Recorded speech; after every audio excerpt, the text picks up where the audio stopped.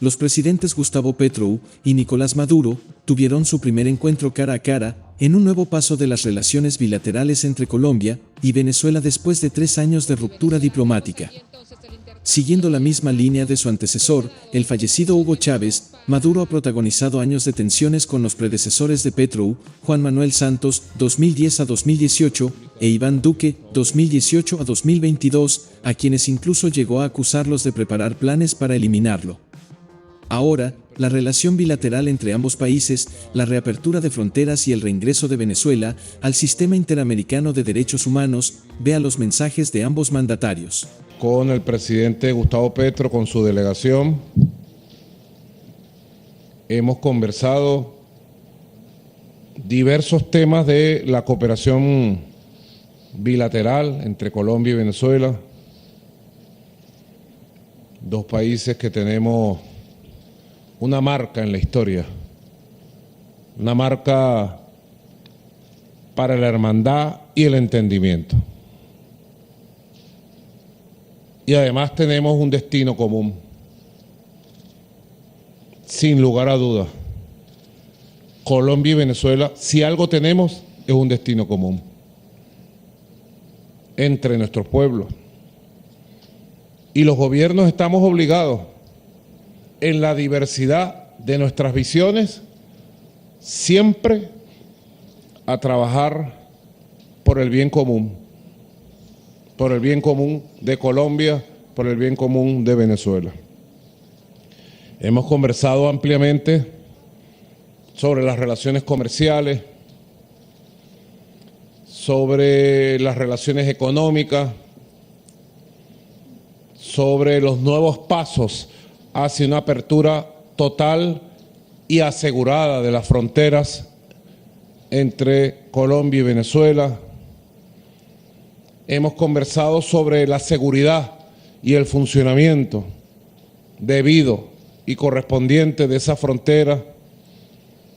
Hemos conversado sobre el fortalecimiento de la cooperación entre monómeros, Pequibem y todo el trabajo que tiene que ver con el tema de los fertilizantes. Hemos conversado sobre los temas multilaterales, el reingreso de Venezuela a la Comunidad Andina de Naciones, la CAM, buena noticia para Sudamérica, buena noticia para la CAM, sobre los pasos en función de una reconsideración del sistema interamericano de derechos humanos. He sido muy receptivo y así será en el transcurso de las próximas semanas en relación a este interesante tema planteado por el presidente Gustavo Petro. Hemos conversado sobre el fortalecimiento de la Comunidad de Estados Latinoamericanos, la CELAC. Hemos conversado sobre los planes para la recuperación del Amazonas, el fortalecimiento de la Organización del Tratado Amazónica Suramericano. Hemos conversado sobre la necesidad de llevar una posición común como América del Sur, como América Latina y el Caribe a la COP27 en Egipto, y todos los temas del cambio climático como temas fundamentales hoy por hoy de supervivencia de la especie humana. Y bueno, hemos avanzado en diversos temas que tienen que ver con el fortalecimiento de la visión multilateral desde nuestro continente y en general hacia el sistema de Naciones Unidas. Tenemos un conjunto de temas importantes sobre los cuales vamos a trabajar de aquí en adelante, en materia comercial, en materia económica, en materia de seguridad fronteriza, en materia de lucha contra el narcotráfico, bueno, y en materia de seguir fortaleciendo nuestras relaciones diplomáticas, las relaciones consulares, el buen tratamiento de la población migratoria de la población que emigra de Colombia a Venezuela, de Venezuela a Colombia. Así que bueno, yo pienso que ha sido un primer encuentro fructífero, verdaderamente auspicioso, con buenos resultados y seguramente de aquí en adelante, en lo que resta de este año 2022, habrá buenas noticias para ambas poblaciones y seguramente iremos encaminando del 2023 en adelante los pasos de integración y de fortalecimiento entre las relaciones de nuestros pueblos, de nuestros gobiernos y de nuestros dos países. Presidente Gustavo Petro, usted siempre será muy bienvenido a la patria de Bolívar, a nuestra hermosa patria. Gracias, muchas gracias. Palabras del excelentísimo señor Gustavo Petro, presidente de la República de Colombia. Gracias, señor presidente de la República Bolivariana de Venezuela, Nicolás Maduro Moros. Primera combatiente, Cilia Flores de Maduro y sus hijos, Nicolás, que se llama como mi hijo y nacieron en la misma fecha. Indudablemente pasamos desde los problemas de vecinos hasta hablar del mundo y sus problemas también cada vez más agobiantes. Es antinatural, en términos más humanos diría antihistórico, el que Colombia y Venezuela se separen. Alguna vez ocurrió en un mal momento y no debe ocurrir porque somos el mismo pueblo, lazos de sangre nos juntan. Es difícil diferenciar en las herencias de los colombianos, sobre todo en la frontera, de los venezolanos que recibieron a millones de colombianos hace décadas aquí. Es difícil diferenciar genes de uno y otro pueblo, somos lo mismo. Estamos mezclados por la historia, por una raíz común y por la sangre. Por tanto, separar las naciones se convierte realmente en una aventura suicida. No utilizaría peyorativos que bien merecerían, porque cualquiera que sean las formas políticas que se adopten en una u otra nación, la amistad de los dos pueblos debe mantenerse. Eso nos lo enseñaron los europeos, que se mataron por decenas de millones, 17 millones en la Primera Guerra Mundial, 50 en la Segunda, y hoy han entendido que su camino es el buen vecino en primer lugar, los comercios que se fortalezan entre el vecindario, a eso le llaman globalización paradójicamente, y la articulación en una política común incluso, en una integración que va mucho más allá en Europa que la que hemos logrado en Latinoamérica. A pesar de nuestro discurso, los europeos han hecho más. Por tanto, aquí después de varios años, 6 dice la prensa, vuelve un presidente colombiano y un presidente venezolano a juntarse y a hablar. Creo que debió ser casi que semanalmente y no esos 6 años, pero aquí estamos para recomenzar un camino que es difícil, pero que hay que andar. Ese camino comienza por reconstruir la frontera. La frontera está en manos de las mafias, quedó en manos de las mafias, de lo que llamamos las organizaciones multicrimen, organizaciones cuya cabeza, cuya jefatura ya es multinacional,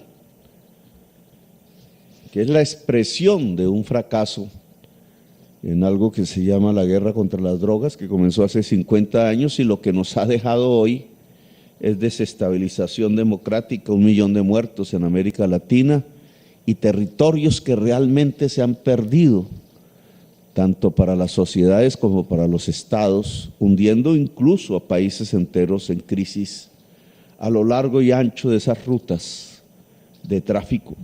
Hablamos del tema. Vamos a reconstruir incluso las relaciones que había a nivel de inteligencia para poder golpear ya no tanto al obrero del narcotráfico que por ahí anda, sino a los dueños del capital, que son los que casi nunca se han golpeado, que son peligrosos para la estabilización política, que además demanda, ojalá, una gran conferencia latinoamericana de presidentes para reexaminar el fracaso que en las últimas 5 décadas hemos cometido. No nos ha dejado sino muertos, sangre, cárcel. Muertos aquí y muertos en los Estados Unidos. Ya alcanzan una cifra de casi 110,000 muertos por año por una sustancia que ni siquiera se produce en ningún rincón de América, que es el fentanilo. Hemos hablado entonces de que esa frontera recobre su vigor comercial. Planteamos hacer una reunión de empresarios colombianos y venezolanos en Cartagena. Vamos a que sea en Cartagena, devolviendo nuestra visita aquí, para que ellos mismos construyan los lazos de manera libre, que fortalezcan las bases de un comercio ojalá poderoso, ojalá plural, donde el pequeño campesino pueda llegar aquí, donde el pequeño campesino de aquí pueda llegar allá, un comercio también popular, de las economías populares. Hablamos un poquito más allá de llevar como una política común a la COP la defensa de la selva amazónica. Como todos ustedes saben, la selva es un pilar entre 4, fundamental del equilibrio climático del planeta. Hoy en peligro el equilibrio y en peligro la especie humana, porque si se pierde ese equilibrio, desaparece la humanidad del planeta y toda la vida, en un proceso que tenemos que detener y que tiene que ver con un sistema económico que usa intensivamente, y de eso hemos vivido tanto Venezuela como Colombia, del petróleo y del carbón, de los combustibles fósiles. Un esfuerzo común de los países que tenemos responsabilidad sobre la selva amazónica en la COP27, que se reúne la otra semana en Egipto, es uno de nuestros acuerdos. Que Venezuela nos ayudemos mutuamente, ojalá Brasil se integre porque es fundamental y determinante a una lucha que tiene que ser de la humanidad, que es la defensa, la revitalización, la recuperación de la selva amazónica como un pilar climático fundamental para la existencia humana. Hemos hablado del fortalecimiento de la comunidad andina. Algún día Venezuela fue parte fundadora, incluso con Colombia. La comunidad andina fue la plataforma que permitió de alguna manera la industrialización leve de nuestros países, el balbuceo industrializador. Al debilitarse, se debilitó los procesos de industrialización y terminamos en una situación negativa para todos los países que hicimos parte de esa comunidad andina. Ahora queremos invitar a Chile, a Ecuador, a Bolivia, a Perú, a que acepten el reintegro de Venezuela en la comunidad andina como miembro con todos los poderes, con todos sus derechos y deberes. Igualmente hemos solicitado, ya lo discutirán ustedes, el que Venezuela pueda integrarse al sistema interamericano de derechos humanos. El sistema interamericano de derechos humanos en la práctica es la democracia liberal. Esta es la Convención Americana. Una vez se aprobó la Convención Americana, lo que vino en América Latina, esa creo que se firmó en 1972, si mal no recuerdo, ahí averígüenme la fecha, empezó a construirse a finales de los años 60, por líderes hombres. En ese entonces la mujer estaba relegada por los hombres en el poder político, poco liberal esa actitud. Por hombres que hicieron una convención con los fundamentos de la democracia liberal,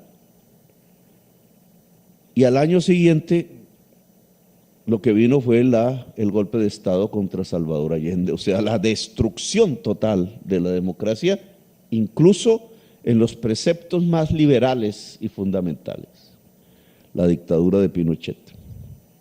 Y ahí, a partir de ahí, durante décadas, 3, las dictaduras y las guerras revolucionarias por otro lado, que dejaron millones de latinoamericanos en el exilio, y que solo tiempo después, en Uruguay y Venezuela, pudieron cerrar para abrir una nueva fase, que era la de el ascenso político pacífico al poder.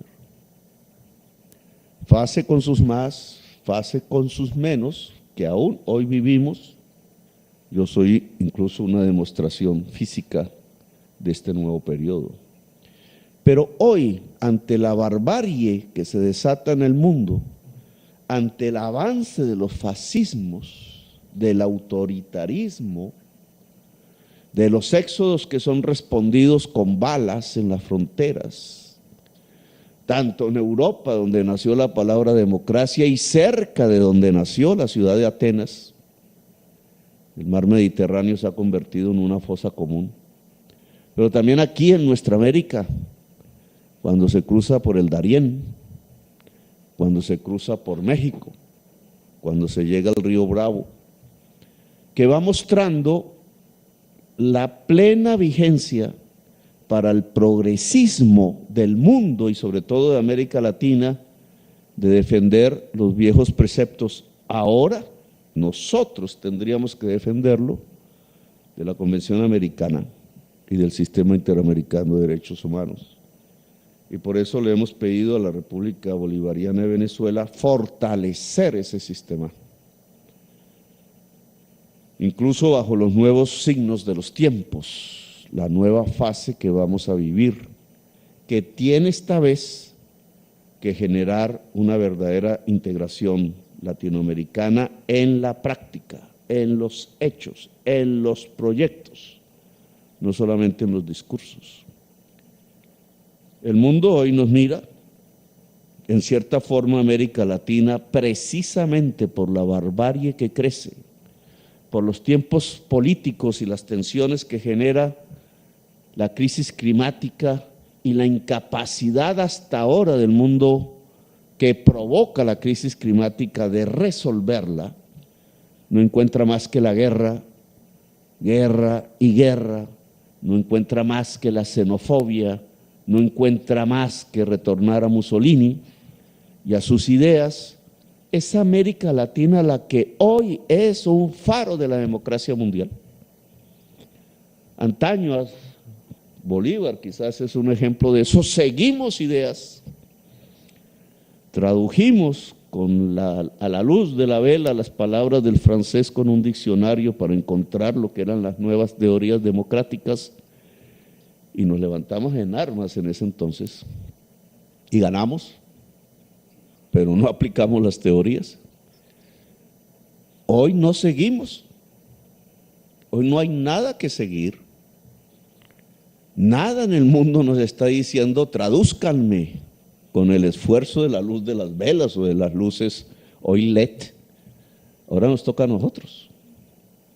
Hoy en cierta forma vamos solitarios, pero podemos ser una antorcha, un faro, si queremos.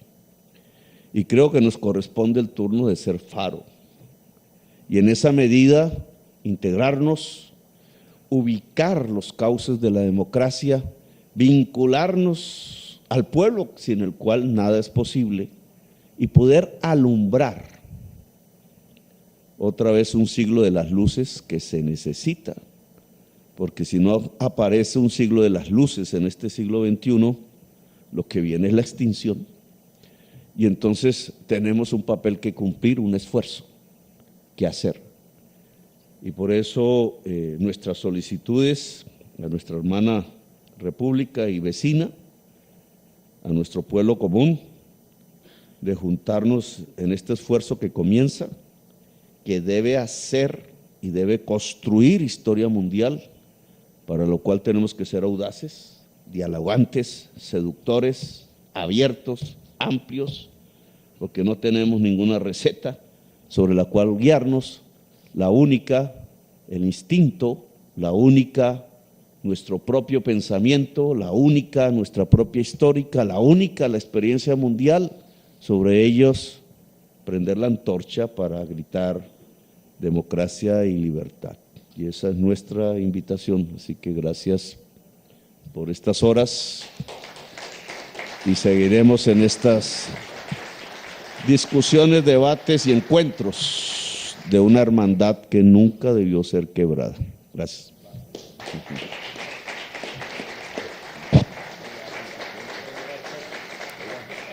Síguenos en Mágico TV.